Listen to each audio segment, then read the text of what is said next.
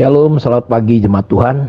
Dimanapun Anda berada, doa saya kita tetap dalam keadaan yang antusias, lapar dan haus akan firman Tuhan. Walaupun saya tidak berada bersama-sama dengan saudara di kota Siantar, tapi biar kita tetap terkoneksi dengan Tuhan lewat suara gembala ini. Kita masih belajar tentang bagaimana kita hidup di dalam kebenaran firman Tuhan.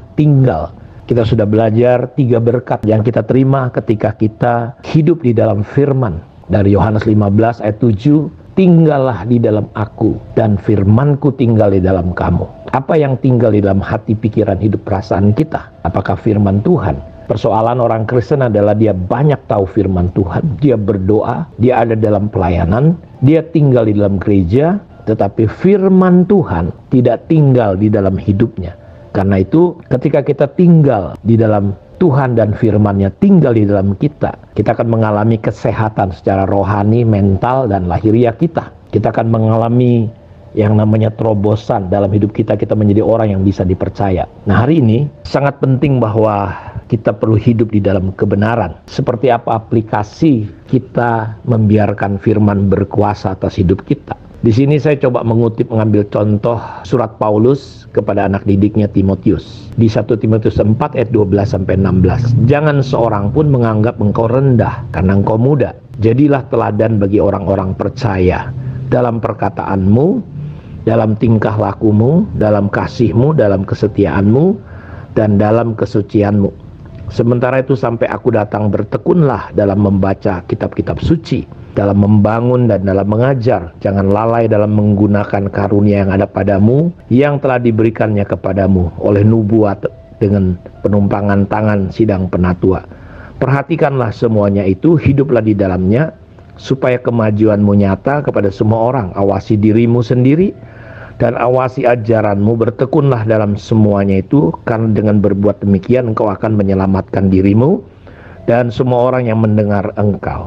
Kita melihat bahwa tinggal dalam firman itu adalah sampai kita bisa jadi teladan. Kita mengaplikasikannya sampai kita bisa menjadi contoh. Ya, saya ingat Tuhan ketika saya sedang merenungkan banyak hal, maka tiba-tiba muncul kata teladan. Teladan adalah contoh. Teladan adalah role model, di mana orang bisa melihat, betul ini loh hidup di dalam firman itu seperti kayak begini. Karena itu Rasul Paulus berkata bahwa Timotius perlu bertekun dalam kitab suci, dalam membangun, dalam mengajar. Dan dia berkata walaupun Timotius masih muda, jadi kedewasaan itu tidak diukur dari usia, dari seberapa lama kita, tapi dari bagaimana kita bisa menjadi teladan. Karena itu Paulus berkata walaupun Timotius masih muda, ya jangan mau dianggap sepele dan enteng.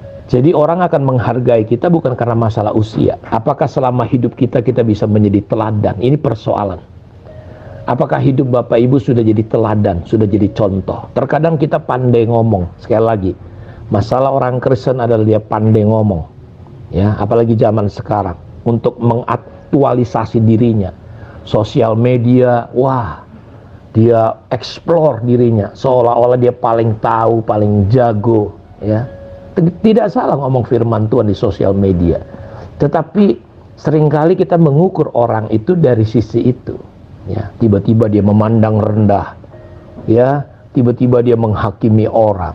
Saudara, firman Tuhan itu bukan pengetahuan. Anda tidak benar-benar tahu firman Tuhan sampai Anda hidup di dalamnya, dan itu akan kelihatan dari keteladanan kita. Banyak orang mengajarkan tentang kesetiaan, dia sendiri nggak setia. Banyak orang mengajarkan tentang banyak hal, tapi buktinya di mana? Ya, karena itu firman yang kita dengar, kita ajarkan itu harus sampai kita hidupi. Katakan apa yang kau tahu, ya. Terus hidupi apa yang kau katakan apa yang kau hidupi. Dan aplikasi daripada hidup di dalam firman adalah ketika kita muncul sampai bisa jadi teladan. Itu bukti firman menjadi darah daging. Kita tinggal dalam firman. Teladan dalam hal apa? Paulus berkata, jadilah teladan bagi orang-orang percaya. Jadi kita di sini tidak butuh pengkhotbah jago, pengkhotbah hebat, tapi kita butuh keteladanan. Ya, keteladanan di dalam apa? Paulus berkata, di dalam perkataan kita. Kalau kita selalu kata-kata kita memprovokasi, merendahkan orang, menghakimi orang, ya, membangun kata-kata asumsi dengan kata-kata kita. Saya pikir kita perlu belajar. Ingat, kata-kata kita itu hidup atau mati akan menentukan hidup kita. Bukankah kita tahu orang Israel gagal masuk tanah Kanan karena kata-kata mereka banyak keluhan, banyak penghakiman, banyak menyalahkan orang.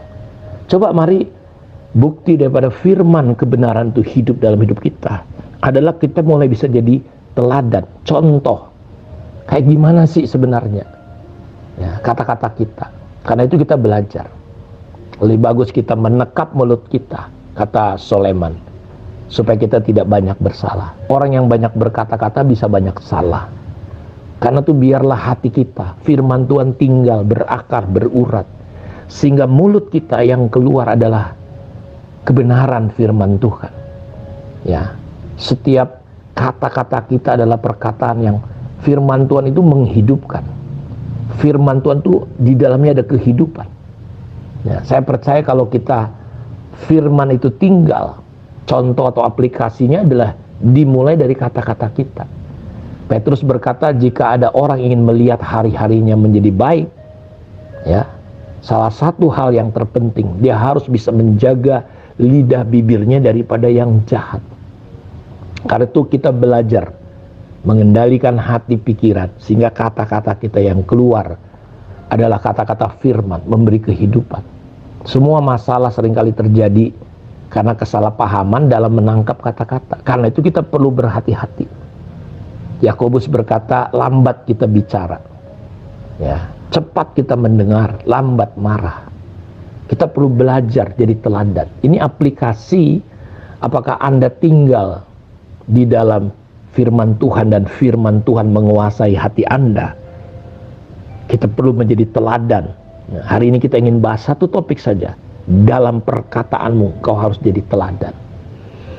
Tidak mudah karena memang kita sudah biasa berkata-kata bebas, berkata-kata sembarangan, berkata-kata sembrono, ya, keluar kata-kata yang kotor, penghakiman, menyamakan orang dengan kata-kata binatang. Ya, saudara ingat, perkataan kita akan membawa kita naik atau turun. Perkataan kita akan membawa kita penuh dengan damai, sejahtera atau tidak. Karena itu hati kita perlu diisi firman, sehingga yang keluar bukan kata-kata amarah, kata-kata yang merendahkan, kata-kata yang menghancurkan. Kita perlu belajar. Salah satu teladan yang perlu kita teladani adalah kita belajar menjadi teladan dalam kata-kata kita. Saya berdoa biar pagi hari ini Tuhan memberkati, menyingkapkan, karena dunia butuh kata-kata yang membangkitkan, kata-kata yang menyembuhkan, kata-kata yang menghibur, kata-kata yang bisa mendorong orang untuk maju. Terkadang orang sudah jatuh tambah jatuh gara-gara kata kita. Kata-kata kita tidak jadi berkat. Ya, sekali lagi, ingat kata-kata kita ini begitu penting. Kita kuasai perkataan kita dengan firman Tuhan. Jadi ini aplikasi yang pertama.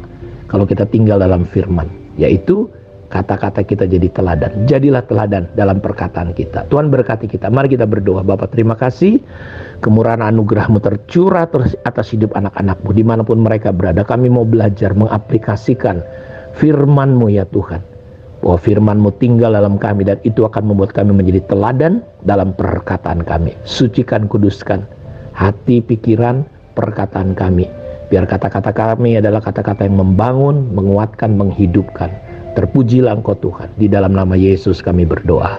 Amin. Tuhan memberkati kita semua. Shalom.